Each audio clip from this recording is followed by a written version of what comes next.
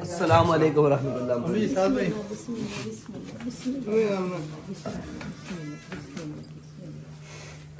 اللہ دی رحمت جڑے مشن تے نکلے ہیں اللہ تعالیٰ تانوں کامیاب کرے.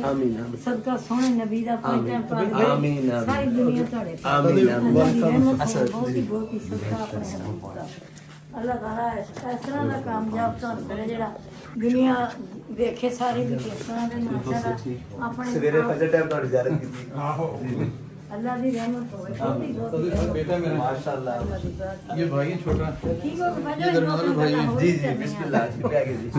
امی روٹی کھانی ساتھ پہنے ہوں. کوئی نہیں کھا رہے سالن کیتی ایتھے ہی ایک تو عبد الشکور ہے جڑا جی جی یہ تو چھوٹا میرا بیٹا ہے. جی جی ਉਹਦੀਆਂ 5 ਬੇਟੀਆਂ ہیں.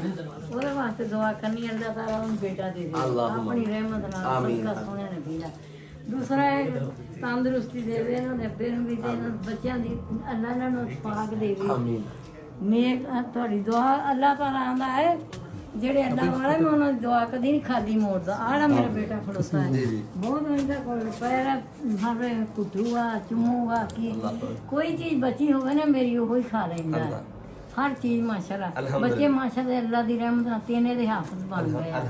ایک جڑا ہن قاری بن گیا قاریاں ماشاءاللہ بچوں نوں دین والے پاسے لایا. اللہ تعالیٰ خیر تہاڈی دعا اللہ تہاڈیاں دعاواں نے جی. اللہ دی رحمت ہے.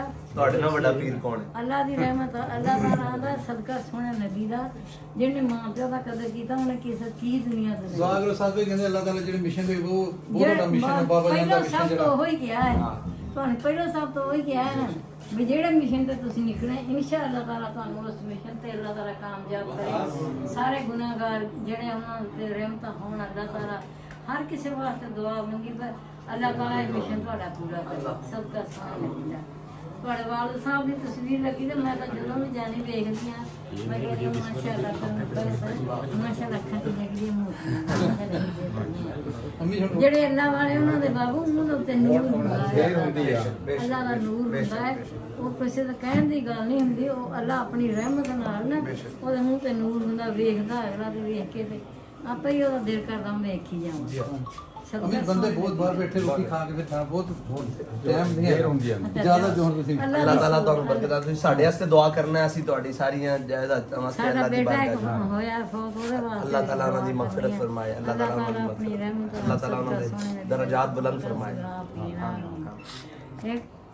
ਮੇਰਾ ਇਹ ਬਹੁਤਾ ਸਭ ਤੋਂ ਵੱਡਾ ਦੁਆ ਹੈ ਮੇਰੀ. ਮੈਂ ਨਹੀਂ ਆ ਚੱਲ ਹੂੰ ਭਾਵੇਂ ਬੱਚੇ ਕਿਸ ਤਰ੍ਹਾਂ ਵੀ ਤੁਰੇ ਜਾਂਦੇ ਪਿੱਛੋਂ ਹੀ ਬੰਦਾ ਬੱਚਿਆਂ ਨੂੰ ਵੇਖ ਲੈਂਦਾ. اللہ کرے بچے اکٹھے رہن سارے اللہ تعالیٰ محبت پیار اللہ تعالیٰ نظر بد تو محفوظ کرے. بھائی کیا ہے نا تیرا بہت کالا پہ جاتا ہے. امی دل تو نہیں بھرنا ہوں مسئلہ کام کرنا رشیا بہت ہونا دل نہیں بھرنا پر ہم کی الحمد للہ رب العالمین والصلاة والسلام علی سید الانبیاء والمرسلین. اللہم یا مالک الرقاب ویا رافع الدرجات ویا مستجیب الدعوات ویا حل المشکلات ویا شافی الامراض اغثنی یا الہی انکا علی کل شیء قدیر. اللہم انکا عفو تحب العفو فاعف عنا. یا الہی اپنے حبیب نبی سید عالم صلی اللہ علیہ وسلم کے وسیلہ جلہ سے ہماری مائی صاحبہ کا سایہ ہمارے سر پر قائم و دائم فرما. ان کی دعاؤں کو ہمارے حق میں شفیع قبولی عطا فرما. یا الہی تمام مشکلات آسان فرما. ہر قسم کے حاسدین کے حسد سے, شریروں کے شر سے, منافقوں کی منافقت سے, ظالموں کے ظلم سے, اپنوں اور بیگانوں کے شر سے محفوظ فرما. زمین اور آسمان کی آفات و بلیات سے محفوظ فرما. اپنا اور اپنے پیاروں کا پیار نصیب فرما. اپنے حبیب کی غلامی میں زندہ رکھ. یا الہی ان کی تمام جائز نیک مرادیں پوری فرما.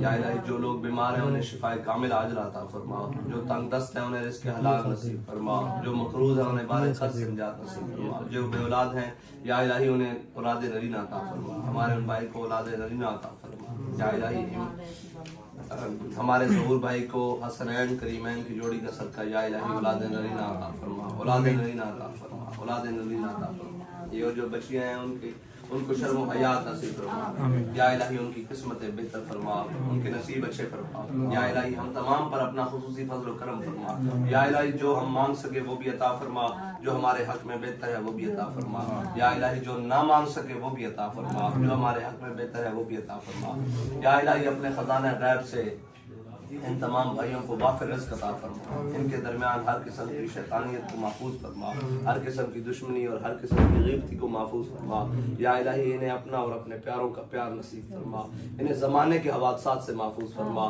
بری سوچ بری مجالس سے محفوظ فرما برے لوگوں سے محفوظ فرما برے لوگوں سے محفوظ فرما برے عقائد سے محفوظ فرما یا الہی ہم سب بھٹکے ہوئے آہو کو پھر سوئے حرم لے چل اس شہر کے خوگر کو پھر وسعت سہارا دے اس دور کی ظلمت میں ہر قلب پریشان کو جو داغ محبت دے جو چاند کو شرما دے تڑپنے پھڑکنے کی توفیق دے دل مرتضیٰ سوز صدیق دے یا رب دل مسلم کو زندہ تمنا دے جو قلب کو گرما دے جو روح کو تڑپا دے صلی اللہ تعالی علی حبیب سیدنا محمد ਜਦੋਂ ਉਹ ਜਾ ਕਟਾ ਕੇ ਜਾ جناب ਤੁਹਾਡਾ ਵਾਦਾ ਨਹੀਂ ਅੱਲਾ ਰਹਿਮ ਕਰੋ بسم اللہ بسم ਨਹੀਂ ਬਾਬੂ اللہ ہاں بس ਨਹੀਂ ਸਮਝਿਆ نہیں بس تسی میرے سے دعا کر دیو گے ਦੁਆ ਬਹੁਤ ਕਰਾਂਗੇ ਇਨਸ਼ਾਅੱਲਾ ਤਾਲਾ ਦੁਆ ਕਰਾਂਗੇ اللہ ਅਰੇ ਅਬਦ ਸ਼ੂਰ ਦਾ ਪਤਾ ਨਹੀਂ ਲੱਗਾ ਮੈਂ ਤਾਂ ਬਾਬੂ ਇਦਾਂ ਇੱਥੇ ਡਿੱਗ ਪਈ ਮੈਂ ਬੇਹੋਸ਼ ਹੋ ਗਈ 3 ਦਿਨ ਬੇਹੋਸ਼ ਹੀ ਪਈ ਮੈਨੂੰ ਨਹੀਂ ਪਤਾ ਇਹਨਾਂ ਨੇ ਅਮੀ ਜੀ, ਰੋਟੀ ਜਾਣਾ ਤੇ ਕੁਛ ਨਹੀਂ ਅੱਛਾ ਜੀ ਤੇ ਇਹਨਾਂ ਸਮਾਂ ٹھیک ہے ٹھیک ہے ٹھیک ہے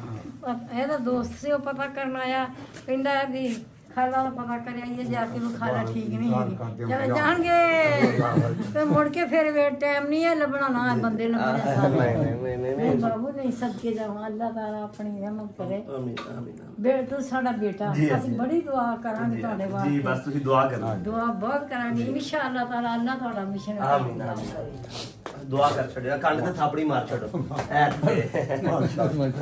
ਸਾਡੇ ਇਹ ਥਾਪੜੀ ਵਾਲੀ ਗੱਲ ਵੀ ਤੁਹਾਨੂੰ ਸੁਣਾ ਹੀ ਦੇਵਾਂ